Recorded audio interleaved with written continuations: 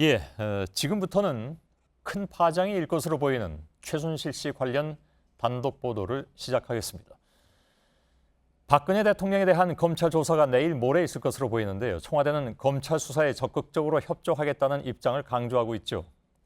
그런데 지난달 최순실 씨 태블릿 PC가 공개되기 전부터 청와대가 최순실 국정 개입 사건과 관련해서 수사와 언론 대응 등을 포함한 대비 문건을 만들었던 것으로 확인됐습니다. 이 문건은 구속된 정호성 전 부속비서관의 휴대전화에 들어있던 것으로 나타났습니다. 검찰은 정 전 비서관의 휴대전화를 압수해서 관련 문건을 확보했습니다. 이 문건은 청와대가 조직적으로 이번 사건에 대응하기 위해 마련한 일종의 시나리오로 보여집니다. JTBC의 최순실 태블릿 PC 보도가 나오기 일주일 전에 이미 이 문건은 작성된 것으로 나타났습니다. 그런데 이 내용에는 증거 인멸 등과 관련한 내용까지 포함되어 있습니다. 이 부분은 매우 중요해 보입니다.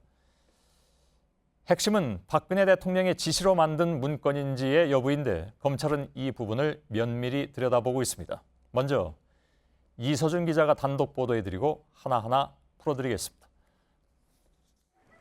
검찰은 최근 미르 K스포츠재단과 비선 실세에 대한 검토 의견 그리고 법적 검토라는 제목의 문서 2개를 발견했습니다. 지난달 29일 정호성 전 부속 비서관의 자택 압수수색 당시 확보한 정 전 비서관의 휴대전화에 들어 있었습니다. 정 전 비서관은 문서를 받아서 이를 사진으로 찍어 보관하고 있던 것으로 나타났습니다. 이 문건은 JTBC의 태블릿 PC 보도 일주일 전인 10월 16일에서 18일에 작성된 것으로 나타났습니다. 문서에는 우선 최순실 씨와 관련된 여러 혐의 내용에 대한 법적 검토 의견이 들어 있습니다.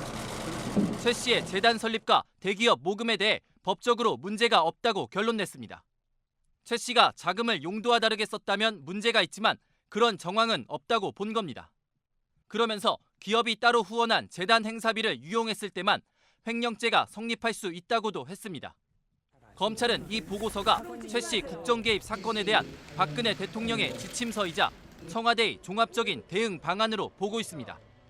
또 문서의 형식과 표현 등으로 밀어 박 대통령의 지시에 따라 만들어졌을 가능성이 크다고 보고 문서 작성의 경위와 작성자 등을 수사 중입니다. JTBC 이서준입니다.